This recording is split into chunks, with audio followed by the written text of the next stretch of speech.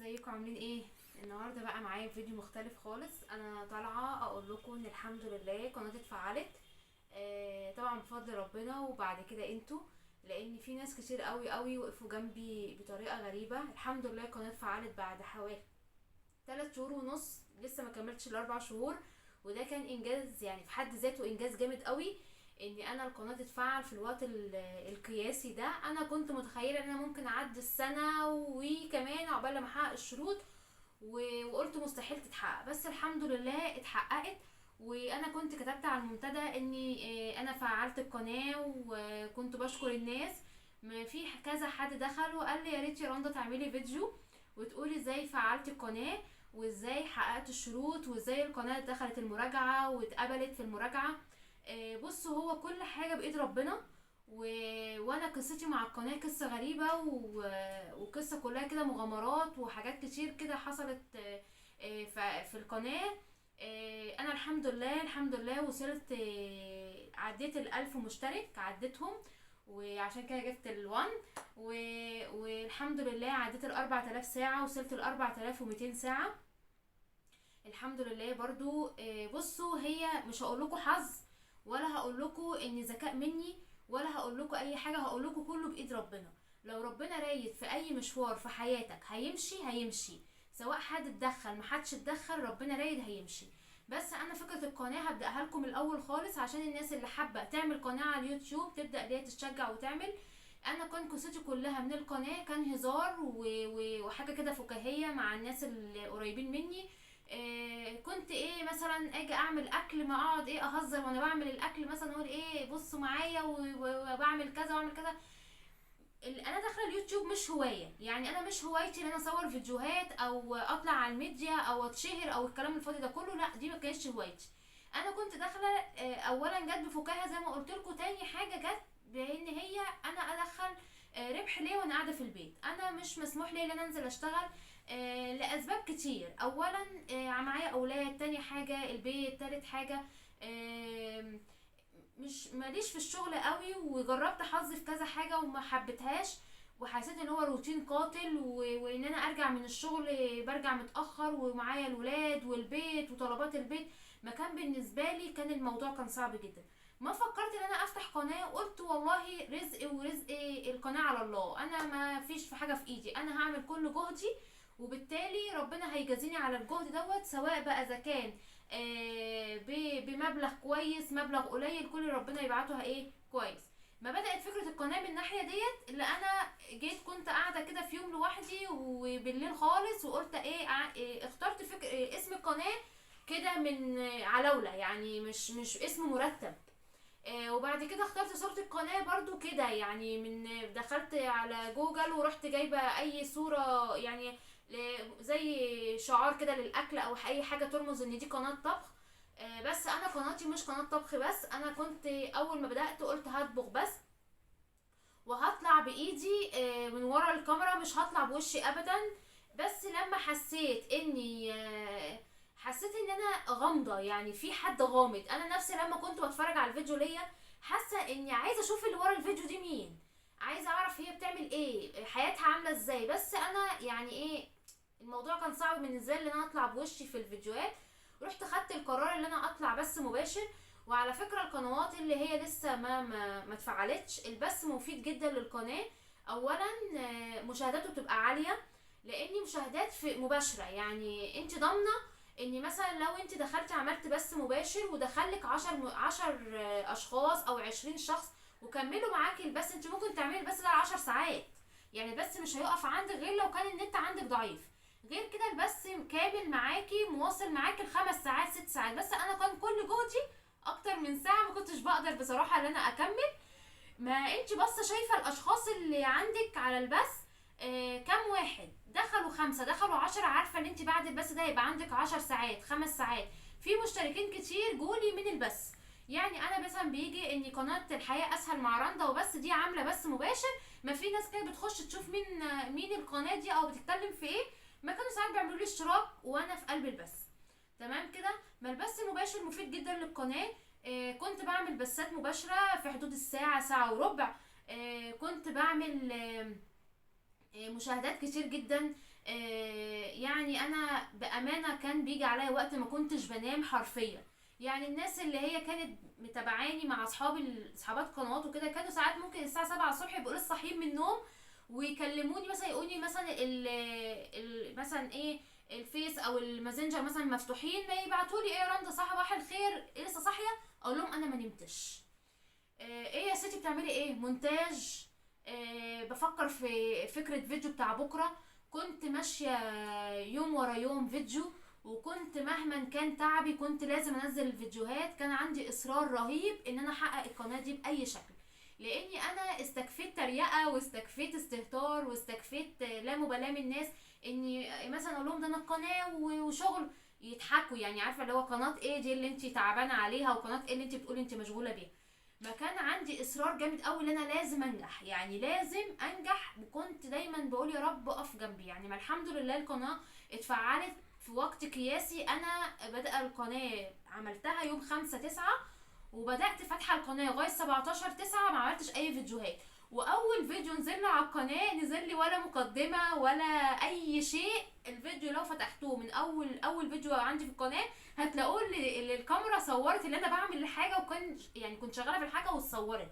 قلت مثلا ايه لبنتي ولا ابني هات الموبايل صور دلوقتي، بدون اي مقدمات للفيديو. الفيديو اتصور ونزل، جاب 500 وحاجه مشاهده.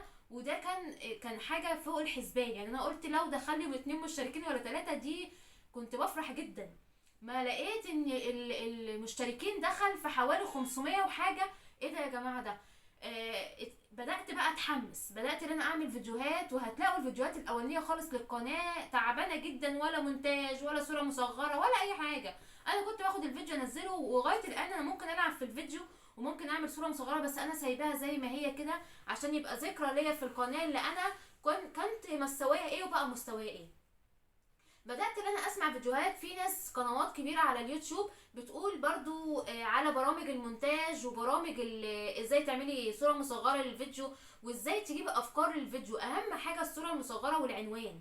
الناس اللي بتقول انا مشاهداتي ضعيفة قوي، وهقول لكم المشاهدات ضعيفة من ايه. اولا احنا لما بنكتب مثلا طريقة عمل البسبوسة، ما بنكتب ايه؟ تعالوا شوفوا انا بعمل ايه في الفيديو، تعالوا شوفوا التكات والحركات، ومش كاتبين اسم الحاجه اللي احنا بنعملها. ده اكتشفت ان هو غلط، ان انا كنت بعمله. تمام. في حاجه اسمها الاسماء اللي تخلي الناس تنزل قنواتك في البحث. يعني انا مثلا كتبت مثلا طريقه عمل البسبوسه، ما هبص الاقي طريقه عمل البسبوسه مثلا 10 قنوات جايه بنفس الصيغه اللي انا داخله كاتبه بيها. اللي خلاني عرفت كده ايه؟ اللي انا لما كنت بدخل على نتائج البحث في القناه بتاعتي الاقي ان الاسم اللي في الفيديو هو اللي الناس بتدور عليه. يعني مثلا طريقه عمل البسبوسه انا كتبتها زي ما هي، ما لقيت ناس كاتبه طريقه عمل البسبوسه، ما اليوتيوب رشح لهم الفيديو بتاعي، ما دخلوا شافوا الطريقه ديت. في ناس بتخش تشاهد وتخرج في صمت، يعني ملهاش دعوه بالقناه، لا بتعمل لايك ولا بتعمل اشتراك ولا كومنت ولا اي حاجه. هي بتاخد فايدتها من الفيديو اللي انت عاملاه وبتاخد بعضها وبتخرج. وفي ناس بتحس ان القناه حلوه حتى لو مشتركينها قليلين، ما بتعمل اشتراك ولايك. طيب ايه نصايحي للناس اللي دخلت النهارده وقالت لي يا رندا يا ريت تعملي لنا فيديو وتفهمينا انت عملتي ايه عشان القناه تتفعل بسرعه؟ هقول لكم اول حاجه اهتموا بالفيديو جدا. في ناس بتقول انا مش بعرف اعمل صوره مصغره ولا مونتاج. المونتاج انا هقول لكم على اسم المونتاج بتاعي بس تحت الفيديو هتلاقوه. وهقول لكم على الحاجه اللي انا بستعملها في ان انا اطلع الفيديو كده. انا الفيديو بتاعي مش بيطلع بطريقه احتراف زي ما الناس بتقول، بس طلع الى حد ما كويس. الصوره المصغره بجيبها من قلب الفيديو، ويا ريت الناس اللي خلاص قربت تحقق الشروط تجيب الصوره المصغره من قلب الفيديو. بلاش تجيب من مواقع او من على الجوجل او من تاخدها صوره وتحطها على الفيديو وتقول ايه علشان اجذب الجمهور. لا، الواحد لما بيخش مثلا على حاجه ويخش الفيديو يلاقي حاجه تانية خالص بيقول دي قناه ما فيهاش مصداقيه ويتنه خارج. تمام. انا لما بيلفت نظري طريقه عمل الكيكه مثلا، ما انا اللي داخل يشوف الكيكه عارف ان الكيكه دي هي اللي على الصوره المصغره. لما ادخل الاقي حاجه تانية خالص انسي بقى. يعني حتى لو هيخش يعملك اشتراك او مشاهده، لا هتنسي الموضوع ده. يبقى احنا معانا كذا نقطه كده هنمشي عليهم عشان ان شاء الله اي واحده او اي واحد بيشوفني دلوقتي وعايز القناه تتفعل بسرعه يعمل الخطوات دي. اولا يهتم بالصوره المصغره. اهتمي بالعنوان جدا. لو عنوان اكل اكتبيه بنفس صيغه الاكل اللي انت بتعمليها، ما تقعديش تعملي حاجات كتير وتعالوا شوفوا تكاتي وتعالوا شوفوا انا بعمل ايه في القناه وتعالوا شوفوا، لا الكلام ده كله غلط. اكتبي العنوان صريح، طريقه عمل كذا، طريقه عمل كذا، تمام. اكتبي العنوان صريح. رابع حاجه معايا، ابذلي مجهود كويس قوي في القناه عشان القناه تتفعل. ما تنزليش كل اسبوع او 10 ايام فيديو وتقولي انا تعبت اصل انا الفيديوهات ما بتحققش مشاهده. ما هي مش هتحقق مشاهده لان انت الناس بتنساكي. يعني انت لو عملتي فيديو مثلا وجالك 100 مشاهده، انت مشتركينك كام؟ مشتركيني مثلا يا رندا 500 600، ده حلو جدا. ال100 الناس اللي بيجي لها الوفات خالص، يعني انا مثلا اقصى حاجه جات لي على القناه 8000 مشاهده في فيديو لما كان مشتركيني 1000. لكن انا لما بنزل فيديو الرينج بتاع الفيديو بيبقى حوالي 400 او 500 مشاهده، ده حلو جدا. لكن انا لما اوصل مثلا زي الناس اللي بيجي لها 29000 مشاهده و100000 مشاهده وتلاقي 40000 مشاهده و46 حاجات دي، عشان اصلا احصائيه قناتها 100000 مشترك و200000 مشترك. بس في قنوات بتبقى خافيه المشتركين. ما انت ما تستعجليش ان انت يبقى عندك مشتركين كتير ومشاهداتك تبقى كتير. انت اعملي رينج 10% اللي هيخشوا يشوفوا القناه بتاعتك. لو ال10 دول دخلوا يبقى انت ناجحه. الناس اللي بتتكلم على شراء المشتركين، شراء المشتركين دي انا مفكرتش فيها خالص. يعني ان انا اشتري ناس مشتركين لا، لكن فكرت في الساعات. يعني فكرت ان انا اشتري ساعات لاني كنت يئست، كنت ببذل مجهود رهيب. انا كنت ما بنامش وتعبت جدا وخلاص بقى. يعني جيت في وقت من الايام خلاص يئست، ما بقتش يعني طول الليل نايمه صاحيه، وطول النهار بضطر انام برضو فتره طويله. في حاجات بقيت اثر فيها، لا مش هينفع بقى. ما انا فكرت في شراء الساعات، بس انا ايه الحمد لله ربنا كرمني والقناه اتفعلت. انا اول ما بدات ادخل في شروط القناه عملت حساب اكسل. الحساب ده لازم تعمليه اولا. بتعمليه امتى؟ بتعمليه قبل ما القناه تتفعل بحاجات بسيطه. يعني مثلا لو انا عندي مثلا 600 مشترك و1000 ساعه، لا ما تعملوش. ما تبدايش تعمليه غير ما تكوني مثلا 3500 ساعه ومثلا 900 مشترك. هبدا اعمله. انا عملته امتى؟ عملته لما لقيت قناتي حققت حوالي 3400 ساعه مشاهده و1000 مشترك. رحت قلت هعمل حساب الاكسل. عملته ازاي؟ عملته اللي انا دخلت على جوجل وبدات اكتب حساب الاكسل، وبيجي يقولك هتربطيه بحساب ايه. انا للاسف عملته بحساب القناه لاني انا ما عنديش حساب تاني خالص. ما بعد لما عملته بحساب القناه في ناس قالوا لي ده هيبقى فيه مشكله. بعد كده سالت ناس قالوا لي لا خالص ما فيش اي مشكله. ما انت بالتالي عايزه تعمليه بحسابك الخاص بتاعك انت اعمليه، عايز تعمليه بحساب القناه اعمليه. يعني ده صح وده صح. ما انا دخلت وقال لي دي في حساب اللي انت هتعملي بيه الاكسل، ضفت حساب القناه. دي اول حاجه. تاني حاجه راح جايب لي صفحه وقال لي املي بياناتك. ايه هي البيانات؟ اللي هي العنوان الاول هتكتبي فيه القاهره. انا مثلا كاتبه فيه القاهره مصر، المكان اللي انا ساكنه فيه، المنطقه اللي انا ساكنه فيها، تمام. تاني حاجه قال لي العنوان التاني اللي هو الشارع اللي انت ساكنه فيه. الشارع بقى فيه علامه مميزه ممكن تكتبيها. يعني انا مثلا كتبت ايه شارع كذا متفرع من شارع كذا، فاهمني؟ يعني انا كاتبه العنوان بالتفصيل. دي تاني خطوه. تالت خطوه اللي انا في حد قال لي لازم تكتبي الجمله دي جنب الحساب التاني. ايه هي؟ اللي هي يا ريت تكلمني على الرقم دوت لاهميه الظرف، تمام.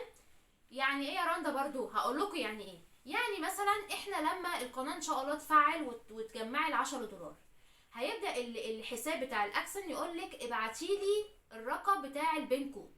البين كود ده حاجه بتيجي من البوسطه.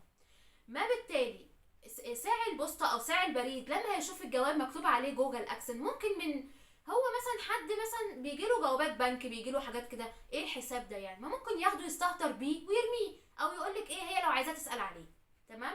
بس لما هيلاقي ان انت كاتبه ارجو الاتصال على الرقم ده لاهميه الظرف، هيعرف ان الظرف ده مهم بالنسبه لك.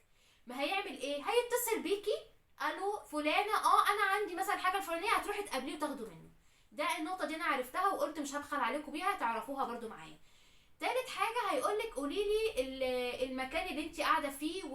وبرده في نقطه مهمه جدا، انك لازم تكتبي له الرقم بتاع البريد، الاقرب حاجه بريد ليكي. البريد اللي هو ايه؟ البوسطه. يعني ايه؟ يعني انا هنزل مثلا، انا مثلا عندي البوسطه هنا في الشارع اللي ورايا اخره، ما بعت حد اسالهم الرقم هنا كام، قالوا له الرقم كذا كذا، هو بحوالي 6 7 ارقام. ما بتاخدي الرقم ده تحطيه، دي اقرب بوسطه ليكي. بيجي عليها بيجي عليها البين كود. تمام، فهمتوني؟ يعني احنا دلوقتي احنا خلاص قناتنا قربت تتفعل، ما بالتالي هنعمل الحساب الاكسن. هيقولك ايه؟ هنرد عليكي بعد بضع ساعات او بضعه ايام. انا كتب لي ايام. تمام، يعني ايه هنرد عليكي؟ يعني هما دلوقتي انت كتبت لهم البيانات، وهتكتبي او اخر حاجه حفظ، ولازم تاكدي ان انت حفظتي البيانات. وطبعا اسمك الرباعي الاسم اللي في البطاقه. يعني انا اسمي رندا، ريح الف نون ده الالف اللي انا بكتبه عند اي حد او بكتبه في اي مكان، بس انا اسمي في البطاقه غير كده، مكتوب ريح نون د الف. يعني الاسم اللي انت مكتوبه عندك في البطاقه والعنوان اللي هو مكتوب عندك في البطاقه، ما ينفعش تكتبي اي عنوان تاني. ما ينفعش مثلا تقولي اصل انا قاعده عند ماما ما هيجيبولي على شقتي المكتوب في البطاقه، لا مفيش الكلام ده. لان لو البين كود ما جاش بعد 3 محاولات منك، هيضطر الجوجل يقولك دخلي رقم البطاقه. ما هنا هيبقى ايه؟ في مشكله معاكي جامده جدا في بعد كده تحقيق الربح على القناه. تمام، ما احنا اول حاجه هنكتب البيانات كويس جدا، ده اللي انا عملته. وبعدين انا سبت بقى الدنيا ونزلت خرجت يومها وايه، وقلت يا رب بقى ايه الموضوع في ايدك وانت ايه يعني اعمل اللي تعمله. لما جيت لقيت ان جوجل اكسن بعت لي رساله على الجيميل وقال لي مبروك ان تم الحساب انشاؤه بنجاح. تمام، هما قال لك كتب لي قيد المعالجه، وبعد كده قال لي ان الحساب كده تم بنجاح. قلت طب الحمد لله اللي انا كده حسابي بقى موجود. وانا بنصح لاي قناه ان هي تعمل البين كود قبل تفعيل القناه، لان ده هيساعدها كتير جدا في مراجعه القناه. تمام كده. بس بدأت بقى بعدها بحوالي اسبوع او 10 ايام عملت فيديو، عملت ازاي روتين التسريحة. وبعد كده انا حسيت ان الفيديو مش هيجيب مشاهدة، بس قلت ايه اهو اي حاجة، لاني كان ساعتها كان في وقت مشغولة جدا ومفيش وقت ان اعمل فيديوهات، وطول الوقت بنزل اجيب حاجات من تحت وبطلع وكده. ما قلت لا خلاص بقى انا هعمل اي فيديو على اساس حتى لو جاب لي 100 ساعه ولا 200 ساعه حلوين مش مشكله، انا كده كده عايزه 600 ساعه. لقيت الفيديو حقق لي الشروط. وبعدها لقيت اللي انا صحيت من النوم كده في يوم، لقيت اللي انا عندي 4200 ساعه و1030 مشترك. تمام كده. رحت قلت خلاص بقى انا هدخل القناه المراجعه، وانا بترعش ويعني مش قادره اقول لكم لحظه غريبه. كتبت تحت، لقيت بقى علامه الصح جنب المشتركين وعلامه الصح جنب الساعات، وقال لي اطلبي اعملي طلب انضمامك لليوتيوب، شركاء اليوتيوب. ما كتبت انضمام، جاب لي 3 شروط. ال3 شروط دول دخلت على اول واحد، انت بتوافقي على البنود، طبعا معظمها انجليزي، ما انا كتبت تم لاني بيقول لك ان انت بتحطيش فيديوهات خارجه، ان انت بتحطيش صوره مصغره تحتوي على العنف، طبعا بالترجمه هتعرفي كل الكلام ده. ما كتبت تم، قال لي ايه؟ تم بنجاح اول خطوه. تاني خطوه هي اللي مشكله. ايه هي بقى؟ اللي انت بتربطي القناه بحسابك على اكسن، ودي بقى اللي كل الناس بتقع فيها وانا كنت مرعوبه. هيقولك اول حاجه هتكتبي اوكي، هيقولك انت عندك حساب على اكسن ولا ما عندكيش. طبعا انا قلت لكم لازم نعمل حساب، طبعا الناس اللي ما عملتش ومش هعرف اعمل هتقولوا له لا ما عنديش. هيبدا يدخلك على الخطوات. طبعا ده هياخد يعني مثلا لو حساب اكسن هيقعد معاكي حوالي 10 دقايق في عمله، وهيقعد مثلا 6 7 ساعات عقبال لما يتفعل. تخيلوا بقى اصلا الخطوه دي قعدت معايا انا 9 ساعات او 7 ساعات. متخيلوا المده والرعب اللي الواحد هيبقى فيه بقى ان القناه فيها مشكله ما فيهاش مشكله. عشان كده بقول لكم اعملوا الحساب قبل التفعيل. طيب انا كتبت عندي دخل وقال لي ايه؟ هنربط الحساب بالقناه، بس قبل ما هنربطه هنتاكد ان هو الحساب كويس وسليم وانك انتي ما عندكيش اي مشكله فيه. قلت لهم ماشي. قال لي قيد المعالجه وقد يستغرق ايام. يعني ايام انت وحظك. في ناس كلمتها قالوا لي يا رندا قعدنا اسبوع. الله يبشركم بالخير، اسبوع؟ قالوا لي قعدنا اسبوع.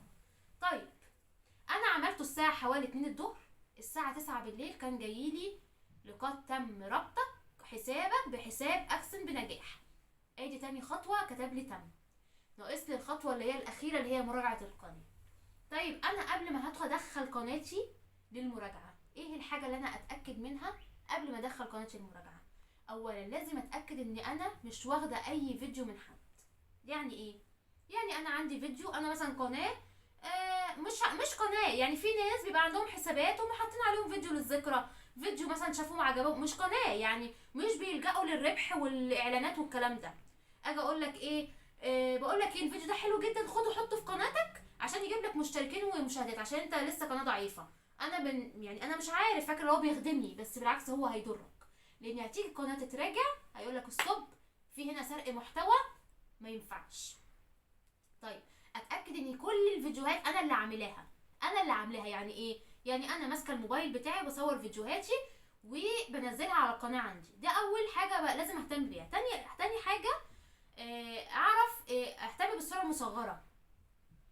الصوره المصغره ما كنتش واخداها برضو من على قناه، ما كنتش واخداها من موقع، ما كنتش واخداها من عند اي حد. انت بعد ما تخلصي الاكله بتاعتك الجميله صوريها وخديها بالصوره بتاعتك، اقعدي بقى منتجي فيها واكتبي حاجات فيها جوه الموبايل. الموبايل حتى مهما كان نوعه ايه هتلاقي فيه برضو الامكانيات انت تصغري في الصوره بتاعتك. اعملي على قد ما تقدري، وكل واحد ربنا بيديله على قد تعبه. تمام كده؟ تالت حاجه لازم تبقي واثقه ان انت المشتركين اللي عندك حقيقيين. ليه؟ لاني انا في واحده صاحبتي قناتها اتفعلت قبلي بشويه، ما لقيتها بتقول لي ايه، انا يا رندا قناتي دخلت مراجعه. ما قلت لها طب مبروك مش عارف. تاني يوم لقيتها بتقول لي ايه، انا قناتي اترفضت. ليه اترفضت؟ ليه؟ قالت لي علشان بعد المراجعه فيها اكتشفوا ان انا عندي 30 مشترك وهميين، ما شالوهم لي، ما رجعوا لي القناه تاني. قال لها روحي لمي مشتركينك اللي هم ال 30 مشترك وتعالي راجعي القناه. ما كانت كارثه. طيب عملت ايه؟ قعدت بقى طبعا فتره عقبال لما جمعت المشتركين تاني وراحت دخلت القناه. ما لازم تتاكدي ان الناس اللي عندك دي ناس حقيقيه، مش ناس مزيفه او ناس وهميه. هنعرف ازاي؟ هنعرف لان احنا بنبقى عارفين الناس اللي بتخش الشاهد، الناس اللي بتعلق، يعني انت عارفه ان قناتك فيها ناس حقيقيه. تمام؟ طيب بتبدا المراجعه بتاخد من ايه، من كام لكام؟ قال لك ممكن تاخد من يوم لشهر. سوري. ليه بقى شهر؟ قال لك على حسب محتواك، وعلى حسب الفيديوهات اللي انت عاملاها، وعلى حسب بقى انت وحظك. يعني في ناس ممكن تقول لك انا بقى ممكن اقعد 3 شهور. يعني انا شفت فيديو امبارح على اليوتيوب، حد كان بيتكلم قال انا قعدت 3 شهور قناتي في المراجعه. طيب انا قناتي قعدت قد ايه في المراجعه؟ انا قناتي عملت لها المراجعه من حوالي الساعه 4 لتاني يوم الصبح الساعه 7 الصبح. جات لي الرساله لما صحيت من النوم، لقيته كاتب لي تهنئتنا بانك انت تم انضمامك لشركاء اليوتيوب، وقناتي دلوقتي نزل فيها تفعيل الاعلانات والربح. طيب الربح بينزل من اول يوم؟ لا، ولا من اول اسبوع. الربح صعب جدا. يعني ايه؟ يعني لازم مشاهدات عاليه، ولازم الناس اللي تخش تشوف الاعلانات وحاجات كتير كده. بس انا اهم حاجه كان عندي ان انا افعل القناه، وبعد كده الخطوات اللي بعد كده كل اللي انا هعمله ان انا هنشئ فيديو وهنزله. الناس هتشوفه بقى، هيجيلي ارباح خير وبركه، مش هيجيلي يبقى كل واحد اللي نصيبه فيه هيشوف. ما انا النهارده طالعه الفيديو دوت علشان اولا احتفل معاكم زي ما وعدتكم قبل كده، اللي انا ان شاء الله لما القناه تتفعل هعمل معاكم فيديو. يعني حبيت ان انا اشارككم فرحتي. نزلت بقى اشتريت البالونتين دول وقلت احتفل شويه بالقناه، لاني انا بجد تعبت فيها جدا وبذلت مجهود جامد جدا في القناه. ما تستعجلوش، كل حاجه باوانها. الناس اللي بقالها شهور ولسه ما كملش الشروط هتكملها. كمليها ازاي؟ كمليها، اعملي فيديوهات على قد ما تقدري، نزلي فيديوهات. الفيديو اللي هيجيب لك 100 مشاهده، 50 مشاهده، 200 مشاهده، بكره يجيب لك 500، بكره يجيب لك 1000. كنت ساعات بنزل فيديوهات واقول الفيديو ده هيضرب وما كانش بيجيب له مشاهدات، وكنت ساعات انزل فيديو كده اي كلام واقول مش هيعمل حاجه وكان بيضرب ويجيب له مشاهدات عاليه جدا. اعملوا بثات مباشره، اعملوا بثات مباشره كتير. اصاحبي على ناس كتير، ادخلي اتعلمي من اليوتيوب فيديوهات، وتعلمي ازاي تنشئي محتوى، ويا ريت يعني يا ريت الناس اللي عندها قنوات ما تيأس. عرفت ناس كتير يأست ووقفت في نص الطريق، لا ما تيأسيش. اللي بدأ مشوار يكمله للآخر. مادام انت مش قد المشوار ما تكملوهوش وما تخشوهوش من الأول. لان الواحد برضو زي ما بيبذل مجهود برضو في حاجات كتير هو بيأثر فيها في بيته، بيأثر في حياته، بيحس ان كل حياته متوقفة على القناة. ان شاء الله بإذن الله كل القنوات اللي بتشوفني دلوقتي وكل الناس اللي هي شايفاني انا بشكركم. وكل القنوات اللي حابة ان هي تتفعل قناتها ان شاء الله هتتفعل. بس في النقط اللي انا قلتها لكم لازم تمشوا عليها. وان شاء الله القناه تتفعل بسرعه جدا. ومادام قناتك سليمه ومحتواكي سليم خلي يعني املي ايديكي كده العشرة كده ان شاء الله القناه تتفعل بسرعه. يا رب يكون الفيديو النهارده عجبكم وفاتكم باي حاجه. ما كنتش ناويه اطلع خالص فيديوهات عشان اتكلم في الموضوع ده، بس صدقوني ناس كتير كلمتني يا رندا اعملي فيديو ازاي فعلت القناه. وان شاء الله محضره لكم فيديوهات حلوه كتير. ويا رب كده اكون دايما بساعدكم ودايما بتاخدوا مني اي معلومه تفيدكم، وما اكونش كده تقيله ورخمه على قلبكم. وانتظروني في فيديو جديد والحياه اسهل مع رندا وبس. وما تنسوش بقى لو لسه ما اشتركتوش في القناه يا ريت تنزلوا تشتركوا في القناه وتعملوا لايك وتعملوا لي الكومنت الحلو وانتظروني في فيديو جديد. وباي باي.